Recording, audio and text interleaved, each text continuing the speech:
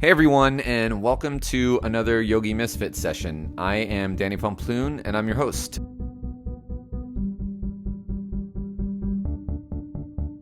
Today we have Peter Walters on the show. Peter, welcome. Thank you, Danny. So nice to be here. I'm so glad to have Dr. Peter Walters. Is that you? It's me. So for everyone listening in, Peter, a long time ago, used to have his Instagram handle. It used to say Dr. Peter Walters. So I've just going forward, I've always been like, is that Dr. Peter Walters? But do you know why? Do you know why it was Dr. Peter Walters? No, actually, why don't you enlighten us? Well, I was an EMT back in college, and so I'd run around campus wearing my cool little outfit, and people were like, "Oh, Dr. Walters," and it kind of stuck, I guess, somehow, and became my Instagram handle, and people would just call me Doc and Doctor, and I was like, I'm not a. They're like, "What are you a doctor of?" I'm like, "Well, I'm not really." So it's false advertising, is what you're saying. Yeah, so I changed it. Now Peter Walters Yoga. So for those of you listening in, Peter is a yoga teacher here in San Francisco. He teaches bhakti. He was a student of Rusty Wells, and I think you teach at Yoga Flow and a couple other places. The Pad. Where else are you at? I teach at Glow Yoga and Equinox. Oh wow, you're all over you sound like me. You're like 50 Yeah, million places. I know. If we got to run around. So Peter is awesome. He's pretty rad. He's a fun guy. He's got a great personality. We were actually like social media friends before we actually became friends. hmm And yeah, and then one time he sent me like a message on Facebook and was like, let's go hang out. So we went and got froyo, and I would say it was pretty much love after that, right? I'd say so. And then what was our next interaction? Was it training with Jason Crandall? Oh yeah, that's right. Yeah. We were at the training together, and it was great. Yeah. Yeah, I so would say, good. but good stuff, Peter Walters, Doctor Peter Walters. So Peter, I'm stoked to have you today, and yeah, let's get right down to it. So why yoga for the Doctor Peter Walters? Why yoga? This is You gonna know, be one hell of an episode. it was definitely never an intention to teach or even practice yoga. My love story with yoga sort of started um, from a girlfriend who said you need to come to this yoga class, and I was sort of a regular gym grower, pumping iron, bench pressing, squatting, cleaning, all that, and I was really happy and getting big. She was like, "Come to this yoga class," and I was like, "Nah, no thanks." And she kept on inviting me, and I was like, "No thanks." And then one day she was like, "Just come, you'll love it." I was like, "Okay, okay." So I went to Rusty Wells's, I think level 2, 3 class one Wednesday evening, and I walk in and it feels really electric. It's an energy that I'd never experienced before. There was about 150 people in the room. Everybody's eyes are glowing. You walk in there and you start sweating immediately, and then we sit down and they asked us to close our eyes and all these things I'd never really done before. Deliberately, I'd close my eyes, but not in this context. Right. And then, the drums start, the chanting starts, and I'm like, what the heck is going on? Like, what is this language? What are we saying? I just had no idea, and it all felt so weird at first. And then I kind of let go and just said, okay, let's have this experience. Um, and then, they start tying us into pretzel shapes, and I'm pouring more sweat than I'd ever thought possible. And by the end, by Shavasana, I was soaked in a layer of sweat I'd never experienced before. I wrestled in high school and I never felt that much sweat before. And I was crying, and I didn't know what was happening. It was so, You started crying in class? yeah, by the end of class, in Shavasana, I just started kind of bawling. Wow. Uh, and I haven't cried in years. So I realized something potent had happened.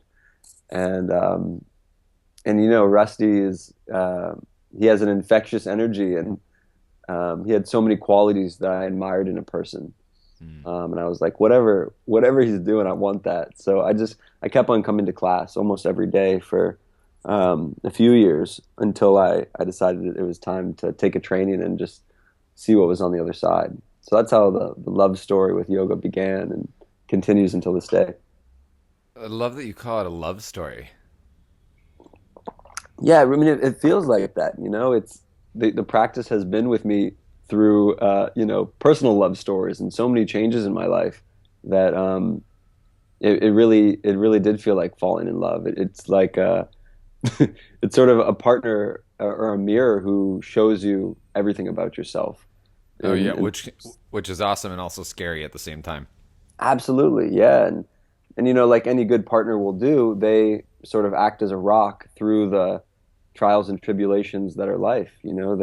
They sort of remind you to breathe and stay cool, and that's what yoga does for me. It's a daily practice when I teach and when I practice to sort of come back to center. Peter, you're like my little love story. You're like my little yoga rock. Oh, that's so sweet. So when did you? Well, actually, let's rewind a little bit here. What when you did your first training, was it with Rusty or Yeah, my first training was with Rusty. okay?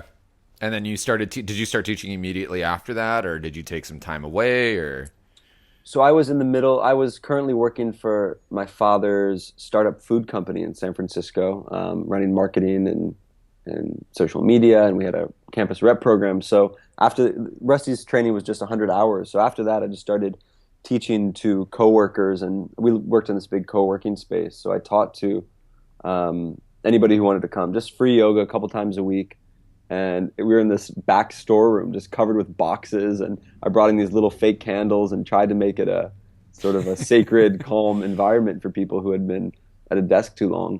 And right? that was my introduction. So I did that for about a year, at which point I kind of just got over sitting at a desk and selling things. Right. So I just told my dad, I love you, but I have to leave. So I quit Right. and went with my girlfriend to India, where we stayed and lived for 6 months, and dived deeper into to yoga and meditation and pranayama, and really got into a healthy daily practice and rhythm that that sort of brought me to, I don't know, some sense of what yoga began as. I feel like So every time I bring someone on the show, like I learn. I mean, I feel like I know, well, not okay, not everybody super well, but like I know you, and I had no idea that you were in India for a while and that you actually studied and did some stuff out there. This is like news to me for sure. That's awesome, yeah, man.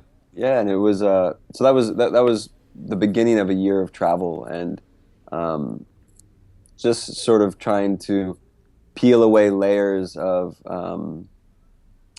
I don't know, all the layers that we accumulate throughout life, living not so deliberately and intentionally, the habits that aren't really serving us, and recognizing certain things about ourselves that may have been hidden under drugs, alcohol, addictions, ego, whatever. I started peeling away layers, and and when I came back, I figured out that it was time to at least try teaching yoga full time, to not be at a desk my whole life.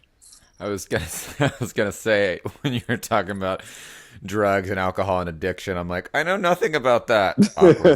Awkward silence. Yeah, totally. I mean, it's pick your poison. For me, it Yeah. was marijuana for over a decade, and cigarettes, and you know just years and years of doing that, and just succumbing to these very base sense pleasures. And I think uh, sort of hiding from the present moment, hiding from emotions, hiding from what was directly in front of me, and kind of screaming my name. But um, pot became such a comfortable, beautiful escape when life got challenging, and I didn't want to face things. So yeah, and it's yeah, it was pot while I'm past it now. It was a wonderful teacher. So Right. like everything, we can thank these experiences and the people and the addictions even for showing us the way. Yeah, I agree. If it wasn't for I'm pretty open about my addiction. I like you name it, I pretty much did it. Hmm.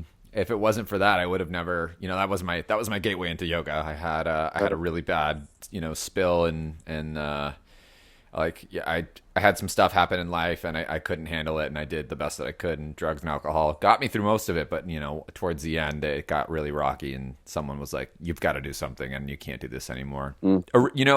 I was gonna say, originally when I had asked you to be on the show, we were gonna I was thinking about talking about chanting with you, just because you always give me a hard time that I don't chant, and I always give you a hard time that you like to chant, mainly because it's fun. But I feel like you touched a really good point, and I know you've described this to me personally, so I'm going to describe this to those listening. But something happened to you, and something happens to you, like when you chant, you crack open, Hmm. and I love that yoga was the thing that started to get you cracked open. Yeah.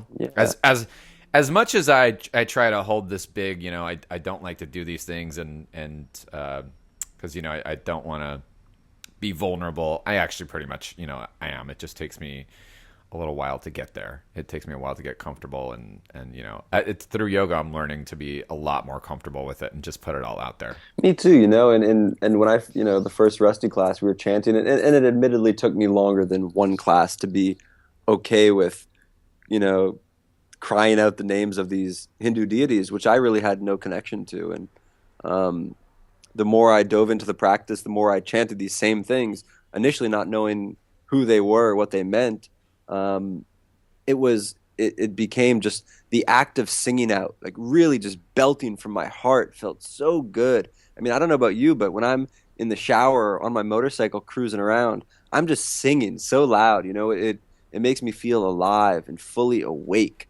Um, This is and why I love you. and chanting does the same thing. And the more I sort of started learning and practicing with other teachers and um, saying, okay, well, who is Shiva? What's Shiva about?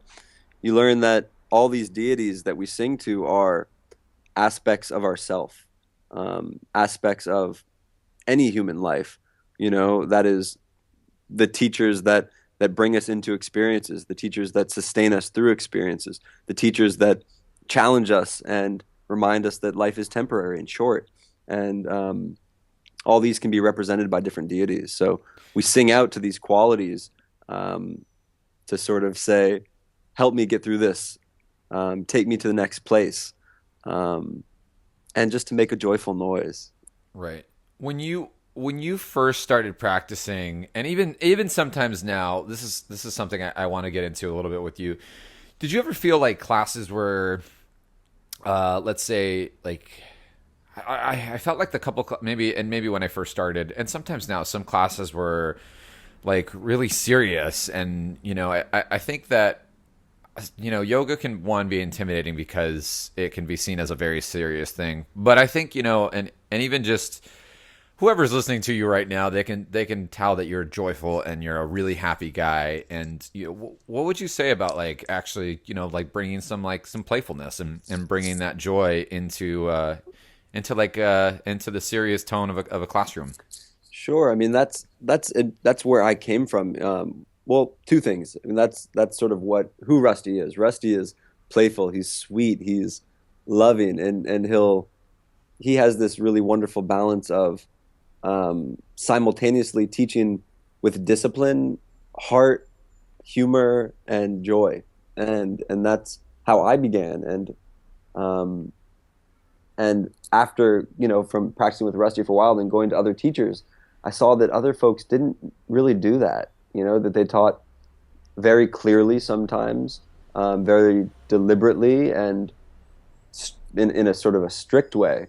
And it didn't speak to me. It spoke to my body in some ways, like, ooh, this alignment. But I didn't feel joyful. I didn't feel connected to the people around me. I often say that I encounter and practice with so many incredible teachers, but I don't necessarily resonate with them all. I see that they're all incredibly talented, skillful, well studied, but I don't have that deep human connection that that some of my own teachers have inspired in me, and that that we're creating experiences for people that are helping them see more clearly, helping them wake up, um, helping them feel a sense of love, and um, I guess I always have been sort of a joyful, playful, silly person, and it's always made sense to me to bring that into my yoga classes.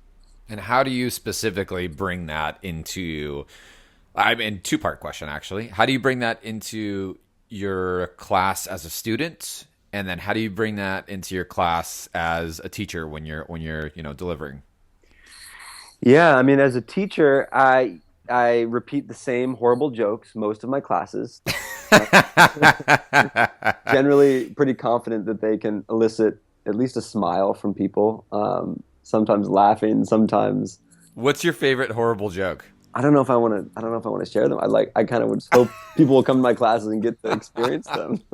Can we get like a little taste, just like a tiny, teeny taste? Well, I mean, I think it's. I think a lot of yoga teachers now use the same jokes. Like you put them in plank or utkatasana and say, okay, so we're just going to stay here for 5, 10, 1 hour, and just Oh yeah, yeah. one of those. Or when they're in triangle, be like, raise your hand if you love this.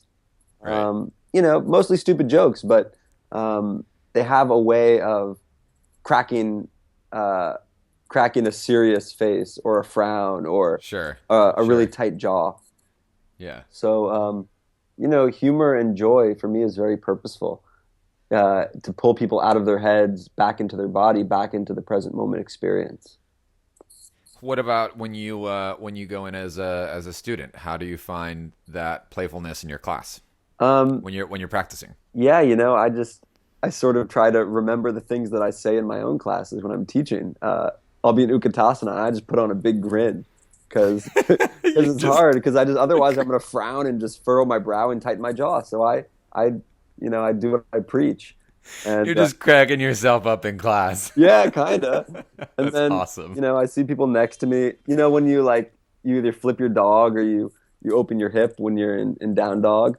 I'll tickle the person next to me with my toes sometimes, and get some weird looks. I just try to get a rise out of people sometimes, and some people they freak out a little bit, but other times, people they smile. I love just helping people smile more. Yeah, I agree. I think sometimes, we when we teach, we do it so much that we got to keep ourselves entertained one way or another. Yeah, exactly. That's awesome. I think it's nice to it's nice to have an approach like that where you can just bring just joy and playfulness into a class, and it doesn't always have to be serious, and you can show up and just really have a good time. Although sometimes, and I'm not saying by all means, I think sometimes having a serious class is what you need, and other times having a really joyful class is what you need, and I think you can actually find both in the Hmm. same class. I totally agree. And it's not like the whole class where we're giggling. I think I try to create a healthy space for people to um, dive deep into their practice, deep into the present moment, deep into whatever they're experiencing, and not necessarily needing to change it to they could be in a very challenging pose, and it doesn't mean I need to say, okay, let's laugh and giggle right now to take you out of that moment. Um, Right. but it's to remind them at certain times to not take themselves or the practice so seriously. Right. The practice itself, I think, was designed to help us cultivate discipline and strength, and tapas austerity, um, and that's always been. I've never been an incredibly disciplined person, so for me, the bigger challenge has been to bring more discipline into my own teaching and practice. So I'm still trying to work out how to keep it fun and playful and sweet, but also um, focused and a place where people can explore the whole range of emotions and sensations that the practice offers. That's one of the reasons why one of the reasons that drew me into yoga was the tapas, and then I realized it wasn't food. I love that. Speaking of cheesy jokes, That's a good one. Peter, you're a busy guy. You got some fun stuff. I couldn't hold back, man. You had to. You had to. If you were gonna throw some flavor in that one, I was going I'm to. glad you did. You've got some stuff going on. You're a teacher full time in San Francisco. I know you've got a retreat coming up in Hawaii, which I'm super jealous and may want to go at the same time. It's called Good. Song from the Heart, right? Song of the Heart, Flow. I don't know. I don't know. I have no idea what it's called. It's on my It's a retreat. it's on my It's website though. got it, got it. So if people wanted to find out more about you and if they wanted to go take one of your classes and experience a little Peter Walters, where would they go? Um, there's this new thing. It's called the internet. So you open up the computer, Uh-huh. you click on one of these things at the bottom. It's either Safari, Firefox, Chrome, one of those. It brings up the internet. Wait, so you have to go into a jungle and then find a fox that's on fire. Yep. Well, with a web. Got it. Yeah, Okay. and then you use the Chrome that's on you go on the internet and go to www.peteryoga.com and you'll PeterYoga.com. yeah, it's super easy. Oh, I love that website, Peter. That's a great name. Thank you. Actually, I believe you gave that to me, didn't you? Yes, I did. I also own like 4 domains. So if you do Peter Walters Yoga, peterwalters.org, you'll find me. Awesome.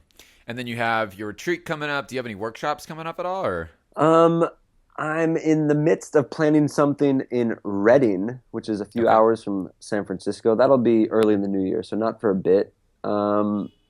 I do stuff with Nat Kendall often. We do either kirtans or kirtan flow classes. Oh yeah, he's coming on the show next week. Fantastic. So we might have something coming up. If you're lucky, he might get me to chant. I hope so. I bet he will. He's good like that. He gets Nat is he's so amazing at giving people permission to chant and to explore places that they wouldn't have otherwise explored. And yeah, he'll get you chanting. I know it. Awesome. Well, I feel like we should do something because if anything, it should just be like a banter. The Danny and Peter yoga class show. I think that's a great idea. You know what we could do? We could go to. No, that's not a very good idea. Okay, What it's was a funny it? No, idea. continue. So you know how like they Continue. have sports commentators at sports games? Right. We could do yoga commentating, but we'd have to do it only with like yoga teachers, so they'd be okay with us judging them. That as yoga. Look, there's yogis were Danny. not Oh, supposed- that down dog's looking a little bit soft there. Let's lift those hips up. Let's grip the fingertips a little bit more. Oh, there's the teacher coming over to adjust him. There she's going, pulling his Oh hips my up, God. back, rooting the heels down. There we go, Utkatasana.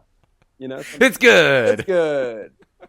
Stay with it, just 5 more breaths. Oh my god. Oh, he's keeping them there long. Hey, I warned everyone. This is going to be one hell of a show. Peter, I can't thank you enough for taking time out and coming on the show today and just being you. I feel like your personality and you know that joy and that love and everything that you speak about is just it's so infectious, and I hope that everyone listening picks that up and that goes and checks you out because you are definitely one hell of an experience, and I think we need a lot more of you in our lives. Thank you so much, Danny. Likewise. Is there anything else that you'd like to say to the listeners before we take off today? Well, if you get a moment, take a breath and smile to somebody across the street who looks not so happy, and then continue on. Awesome. I love that. Until the next session, guys, take it easy. Have a good one. And this is Peter and Danny saying goodbye. Goodbye.